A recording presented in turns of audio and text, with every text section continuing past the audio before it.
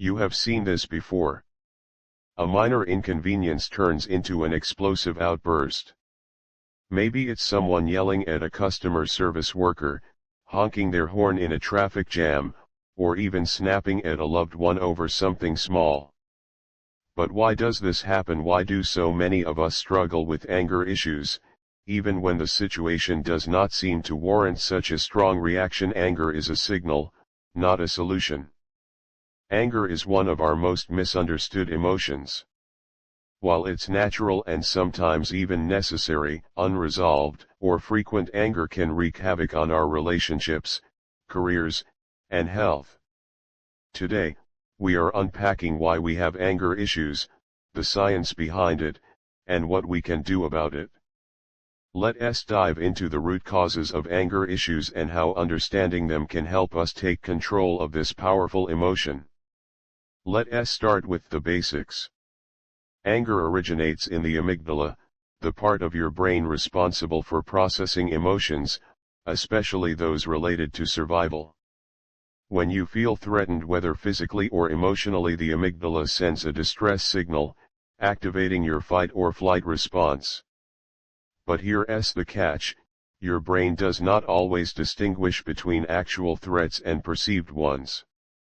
A snarky comment from a coworker might feel just as threatening as being chased by a bear. This misinterpretation can lead to an overreaction, causing us to lash out in anger. Our upbringing plays a significant role in how we process anger. If you grew up in a household where yelling, criticism, or even physical aggression were common, your brain may have learned to associate anger with power or control. Unresolved trauma or exposure to unhealthy expressions of anger in childhood often carries into adulthood. For many people, anger becomes a default emotional response, not because they want it to be, but because it's what they were taught.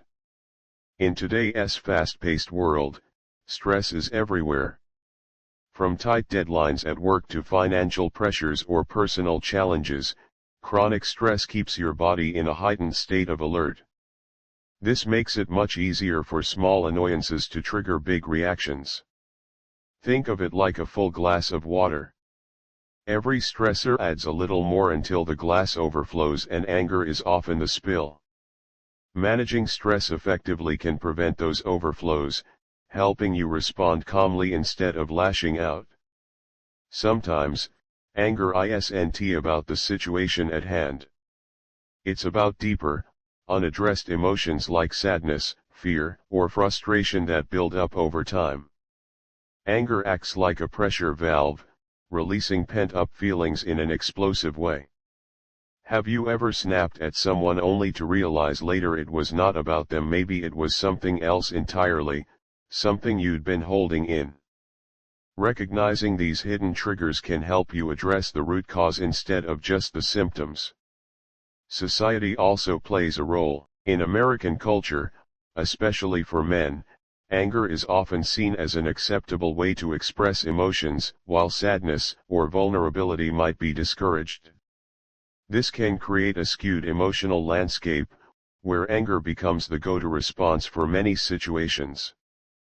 Breaking free from these societal norms means allowing yourself to experience and express other emotions without fear of judgment. It's not a weakness, it's emotional intelligence. Believe it or not, your physical health can directly affect your anger levels. Poor sleep, an unhealthy diet, and lack of exercise all contribute to irritability and lower tolerance for stress. Even conditions like low blood sugar or hormonal imbalances can make you more prone to angry outbursts.